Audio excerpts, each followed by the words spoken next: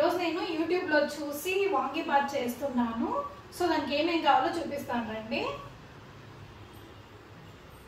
So ఇవన్నీ ingredients అన్నమాట. So pan పెట్టేసుకొని ఇవన్నీ హీట్ చేసుకుందాము.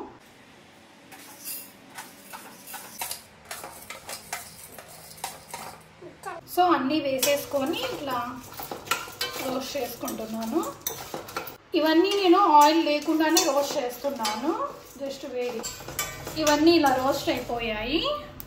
సో చల్లారాక ఇవి గ్రైండ్ చేసుకోవాలి. ఇవన్నీ మిక్సీ గిన్నెలోకి ట్రాన్స్ఫర్ చేసుకుంటున్నాను. సో అది చల్లారే లోపు నేను వాటర్లోకి సాల్ట్ వేసుకొని ఇవి వంకాయలు కట్ చేసుకుంటున్నాను. నార్మల్గా అయితే ఇట్లా పొడవుగా కట్ చేసుకుంటారు, నేను 8 పీసెస్ చేస్తున్నాను.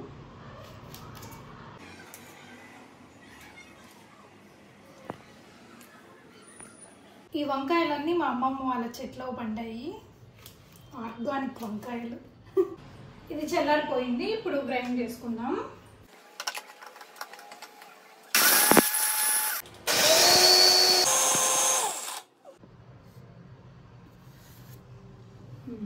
ఇప్పుడు మంచిగా గ్రైండ్ అయింది, ఇలా పౌడర్ లాగా రావాలి. రైస్ ఆల్రెడీ కడిగి పెట్టేసుకున్నాను, ఇంకా స్టవ్ మీద పెట్టేస్తున్నా. వాంగీబాత్కి పొడి పొడిలాడుతూ ఉంటే బాగుంటుంది రైస్, ముద్ద ముద్దగా కాకుండా. సో ఇంకా ఇది అయ్యేలోపు మనం కొంచెం చింతపండు తీసుకొని నానబెట్టుకుందాం. కొంచెం బెల్లం వేస్తే బాగుంటుందంట టేస్ట్, అందుకు కొంచెం. సో రైస్ చెక్ చేద్దాము. 60% రైస్ ఉడికింది, కొద్దిసేపు ఆగి ఉంచేద్దాము.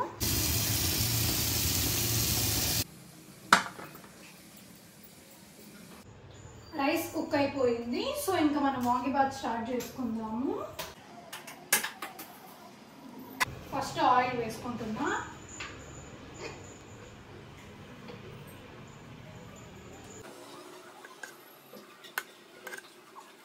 ఇవన్నీ వాంగీబాత్లో వేయడానికి తీసుకున్నాను. పల్లీలు, ఆవాలు, శనగపప్పు, మినప్పప్పు, కరివేపాకు అయిపోయింది, కొంచెం ఉంటే కొంచెం వేస్తున్నాను, జీలకర్ర. సో ఇవన్నీ వేసుకుంటున్నాను.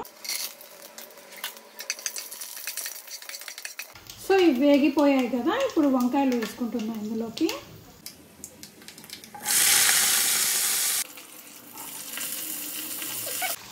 ఇందులోకి ఇప్పుడు నేను కొంచెం సాల్ట్, కొంచెం పసుపు వేసుకుంటున్నా.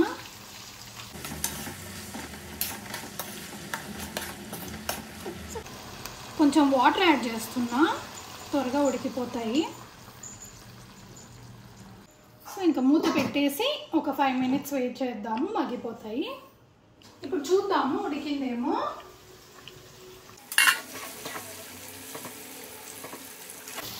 ఒక 60% దాకా ఉడికింది. సో ఇప్పుడే నేను చింతపండు పులుసు వేసుకుంటున్నాను. ఇలా థిక్గా ఉండాలి.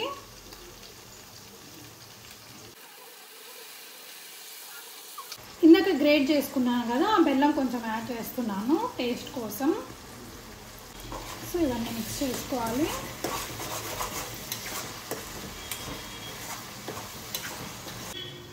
వంకాయ ఉడికిపోయింది.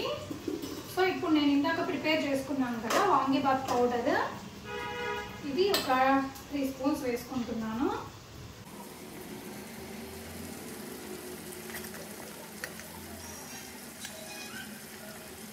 మంచిగా మిక్స్ చేసుకుంటున్నా.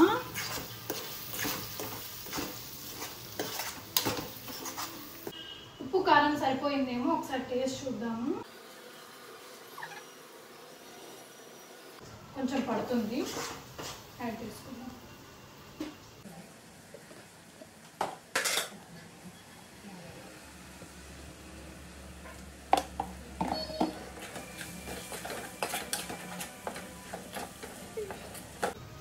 సో ఇప్పుడు ఉడికిపోయింది కదా, ఇందులోకి ఇంకా రైస్ వేసుకుంటున్నాను.